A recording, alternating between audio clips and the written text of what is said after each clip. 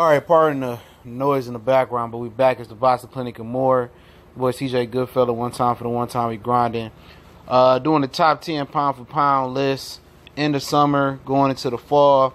I do them every once in a while, so I want to squeeze one in. At number 10, I got Isaac Dogbay coming in, man.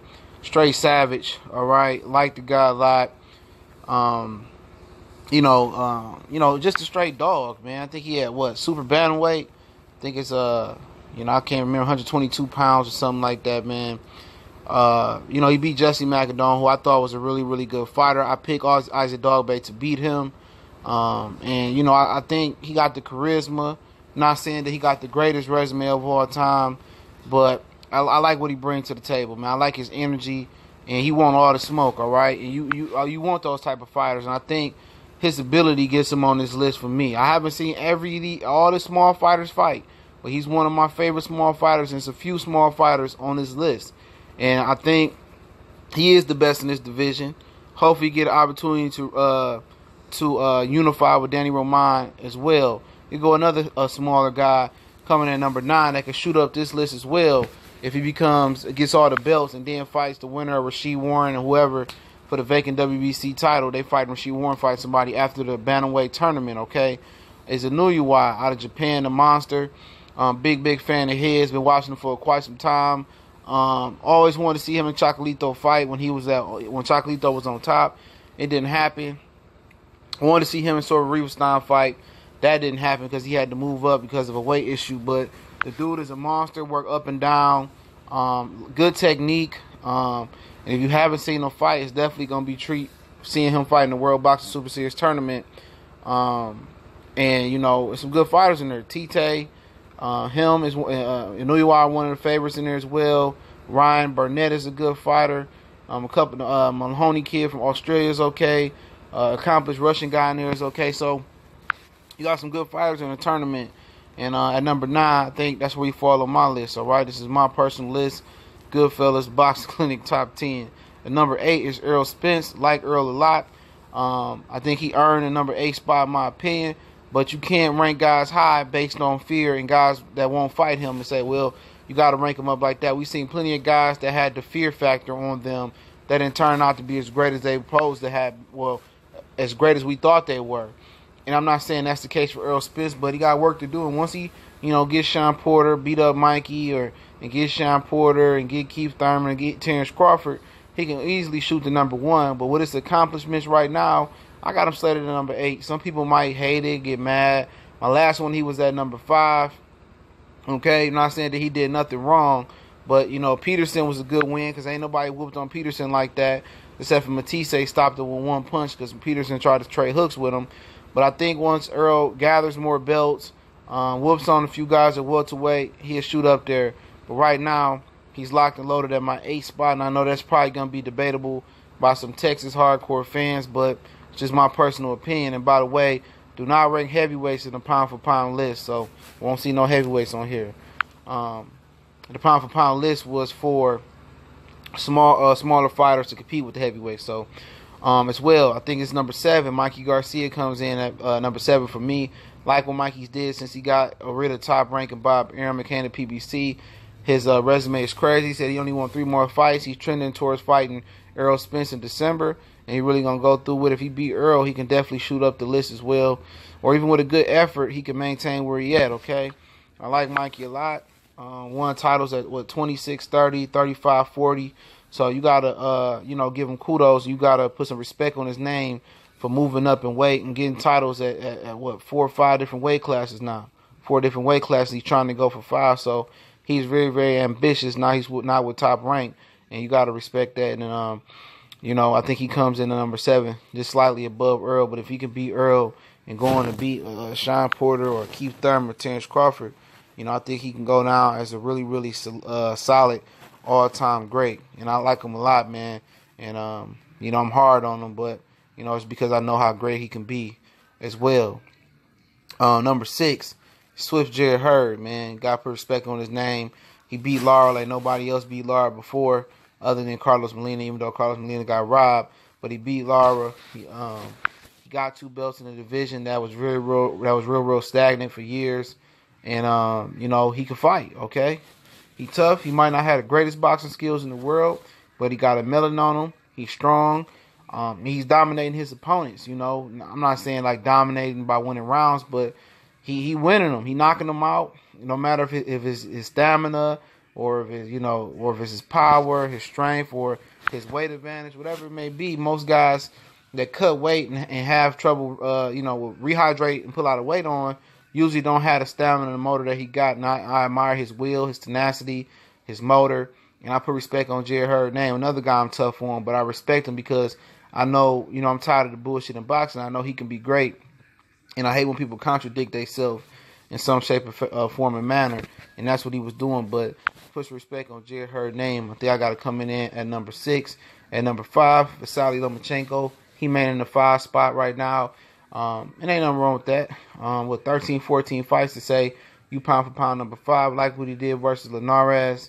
But some other guys that moved ahead of him that I like, or maintaining a spot, or some guys that have reemerged in the pound for pound list. Lomachenko's been on my pound for pound list for years. I've took backlash and a lot of ridicule for keeping him on my list with so many fights. But I like what he did. Made Walters quit. We still ain't seen Nicholas Walters come back. I think he ain't got no more heart. You know, he beat Rocky Martinez. He beat Rigondeaux. Got personal respect on his name. Rigondeaux got in the ring. You know, and he doing his thing right now, man. He gonna go. You know, unify another belt at 135 with Jose Pedraza. I'm pretty sure he'll dominate Pedraza, and you know, he gonna reign supreme at 35, especially if Mikey go through with the Errol Spence fight. So right now he number 5, and he have opportunities to move up, depending on who moves up to his weight class, and does he want to move up or fight some guys at a catch weight. It's a question to be had. At number 5, my boy Vasily Lomachenko holding it down. At number 4, his counterpart, his ace boom coon, Alexander Usyk, he want to be called now, is holding it down at number 4, and that's a great accomplishment for a cruiserweight. You know, and a lot of people say he ain't beat nobody at cruiserweight, this and that, but I admire him wanting to be great and getting all the belts. And I think you know, he gonna have a bright future at heavyweight if he goes the route that he's going. I'm not worried about Tony Bellew. He should dominate Tony Bellew. I know he will. He's too good of a fighter, okay, to be struggling with a bum. But one thing I say about Usyk, I don't think I've dropped this video yet, you know, I ain't going to give it away, but I think he has a big future, and I think he's going to really shock some people, and a lot of people going to have to put some respect on his name, man. And once he shock people, his clout and his notoriety going to jump up, and they can't say, or I can't say no more, that he ain't popular. His popularity about to rise after these couple power moves that I know he going to make, and I know he going to come in good on for your boy, and I'm going to put some bread on him. And I think a lot of people already know what I'm insinuating to, but number 4, I can see him moving up really, really quick and soon up some lists if you choose to rank heavyweights, even though I don't. At number 3, Sora Riverstein, still my boy. His girlfriend broke his heart, so he took a tune-up. He didn't be on. He wasn't on the super flyweight card this year, but you know, he beat the pound for pound number 1. I like what he's doing. He beat Juan Estrada. Juan Estrada, some Mexican fans say he was better than Canelo Alvarez. And Estrada, he got a style like Canelo. He's slick. He ain't no Mexican-style boxer. And Sora Riverstein handled his business partner versus him. And I like the way he handled Sora Riverstein and Chocolatito twice. I was there in the building when he stopped Chocolatito at Madison Square Garden a couple years on St. Patrick's Day weekend. And I like him. He number 3 on my list, showing some love to the smaller weight classes, as I do. And I told you I would on this list. And, you know, shout out to him. He number 3. You know, this is my personal list. If you got a problem with it, don't really give a hell about it, okay? But this dude is the real deal. He can crack. Look at his legs. Something like Pacquiao legs. He can bring a thunder. You know, hopefully he get over his little girlfriend heartbreak and keep it moving and find something better. And continue to keep slaying these guys. Hopefully he can move up and fight the winner of the Bantamweight World Box Super Series Tournament. Number 2. Yes, I'm reinstalling Canelo Alvarez in number 2, where I once had him before the Triple G and Canelo, you know, a little clenbuterol thing. But he tested negative through the Triple G rematch, and his resume is outstanding. I like Canelo a lot as a fighter. The clenbuterol thing still pissed me off. I still don't believe the story, but he tested negative, you know, and, you know, y'all say what y'all want to say. His chemist could have switched it up. When you test negative, I can't really say nothing about him. He beat Triple G soundly. I didn't think it was even really virtually close, like people say it was close, like it was just a close fight. I know HBO is biased, but I got Canelo Alvarez at number 2. His resume is amazing. Even though he usually squeaks by the hair, his chin in most of his fights, but he win. Even though it's controversial sometimes, but you can't deny his skill, can't deny his popularity, his pull power as well, and his star status in the sport of boxing. Okay, and you know, all that goes into effect in his popularity. That's part of the pound for pound list. At number 1, I still have Terrence Bud Crawford. Despite people say I got hate for Terrence Crawford, but all I do is speak facts about the situation that he's in. It's not the fact always about Terrence Crawford when I talk about his situation. It's about the simple fact of the Pacquiao Bob Arum thing, and I know what Bob Arum's agenda is. Okay, you know, he's fighting on the ESPN Plus app, but Lomachenko ain't, versus Jose Pedraza, which is the perfect ESPN Plus app. And he was slated to be on, and Bob Arum pulled some strings. But I already know where this is going with Terrence Crawford. I was trying to warn you guys about it.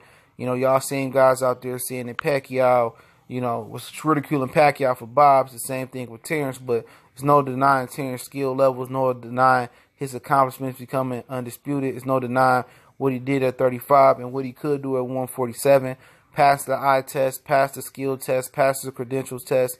All he got to do is master the popularity test, and once he does that, by beating Sean Porter, Errol Spence, and Keith Thurman, I believe it's a wrap, and I believe he really can do that. His future is bright. His skill levels is good.